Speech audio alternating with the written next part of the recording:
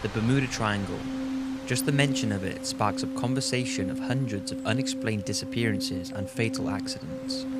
For those who are unfamiliar with the Bermuda Triangle, it's a section of the Atlantic Ocean roughly bounded by Miami, Bermuda and Puerto Rico. For years there have been dozens of aeroplanes and ships that have disappeared without a trace, never to be found again.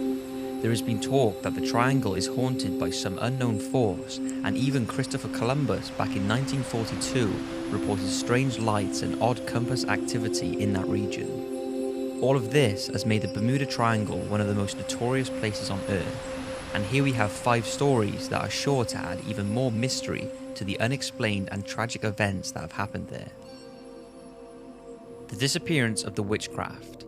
On December the 22nd, 1967, a cabin cruiser named Witchcraft left from Miami with her owner Dan Burke and his father.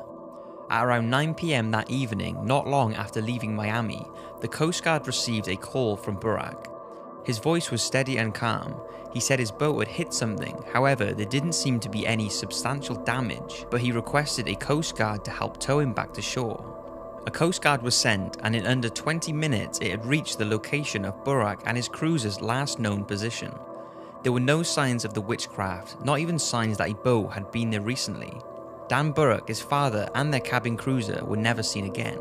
Although there are a number of possible scenarios for the disappearance, such as running out of fuel or sinking due to the crash, all of these have been dismissed as Burke was known to be a very cautious yachtsman and had fixed a special flotation device in the boat to make it unsinkable. People still ask the question, how come the large amount of flotation devices on board, such as life jackets, a lifeboat, flares and distress signal devices have never been found floating in the ocean? Despite a search covering around 24,500 square miles, no trace has ever been found of the yacht or its passengers. The official statement from the Coast Guard says, presumed missing but not lost at sea. It's as if something picked up Burke's boat and took it away, leaving nothing behind. Flight 19.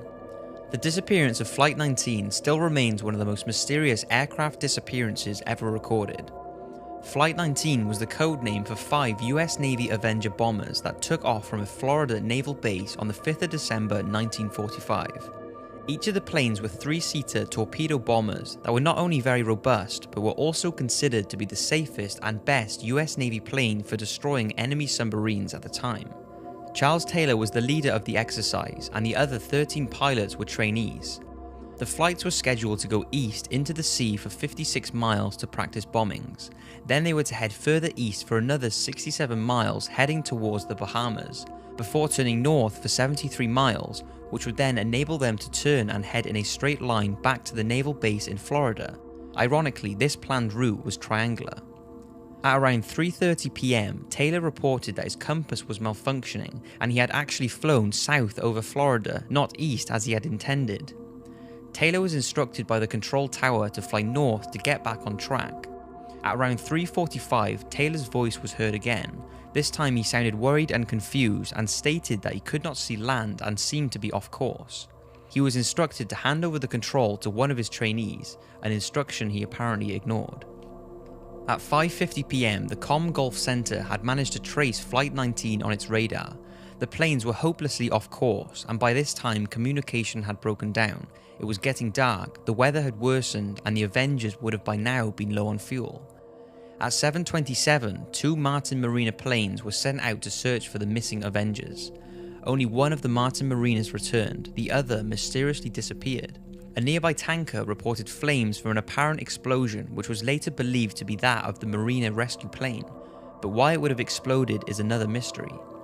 Over the next 5 days, 2,500 square miles of the Atlantic was searched, but no trace was ever found of Flight 19 or the rescue plane that was sent.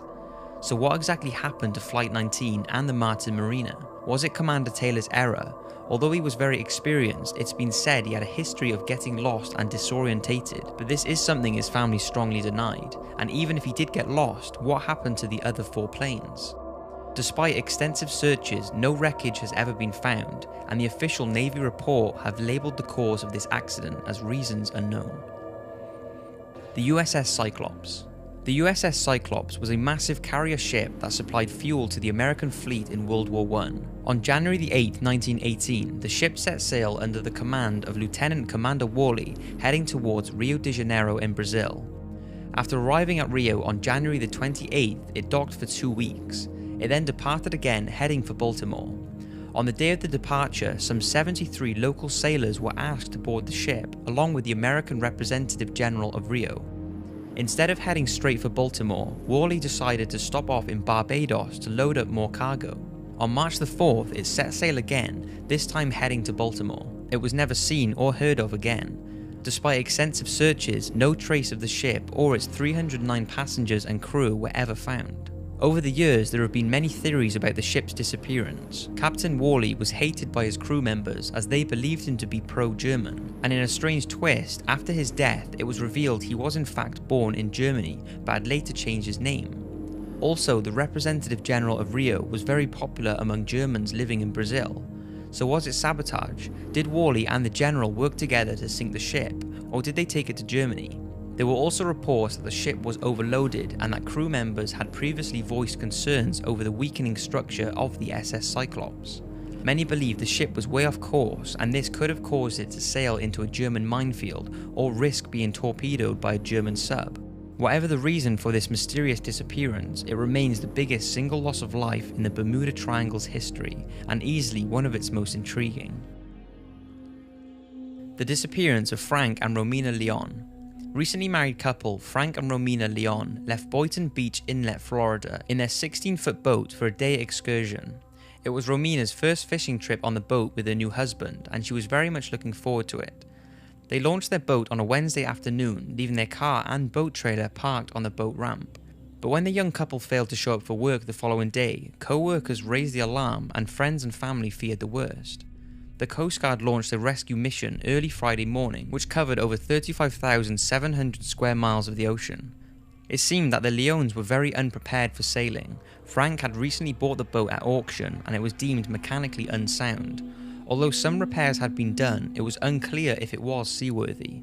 They also set off without the boat having a radio, and the couple's mobile phones were left at their home and had been disconnected, meaning they had no means of communication.